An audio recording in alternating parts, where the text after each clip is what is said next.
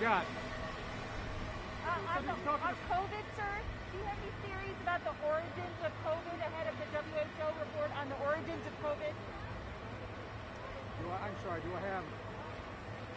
Any theories on the origins of the coronavirus? No, I don't. I have theories, but I'm not a scientist. I'm going to wait till the scientific community makes that judgment. You spoke to the British Prime Minister. What was the conversation about? Well, we talked a lot about climate change. We talked a lot about the need also for Britain and the United States to stand together and deal with the whole notion of whether or not NATO stands together, whether we stand united, and whether or not I'd be able to come, and I hope I can, to the NATO meeting in I think it's in late June.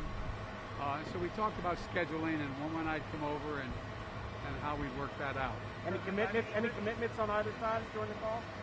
No, there was full agreement. One of the things I suggest that we do is we talked about China and the competition they're engaging in the Belt and Road Initiative, and I suggested we should have essentially a similar initiative coming from the democratic states, helping those communities around the world that in fact need help.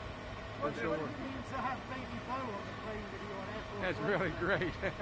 It's really You were strong words about the Georgia voting bill. Is there anything? not as strong as I was really thinking. Is there anything the White House can do to protect voting rights in Georgia? Well, we're working on that right now. We don't know quite exactly what we can do at this point. The Justice Department is taking a look as well.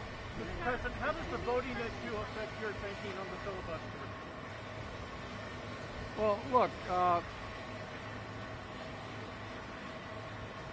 we'll see. The question is whether or not, you have to have 50 votes, 51 votes. You have to win to be able to move the filibuster and any change in the filibuster. And right now, that doesn't exist. So, look, the only thing I've been relatively good at in my long career in the Senate is figuring out when to move and when not to move. You got to have the votes.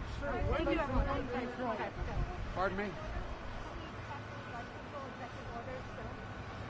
Well, we're looking at that right now. We're looking at what kind of authority I have relative to imported weapons, as well as whether or not I have the authority to these new weapons that are being made by 3D equipment that aren't registered as guns at all.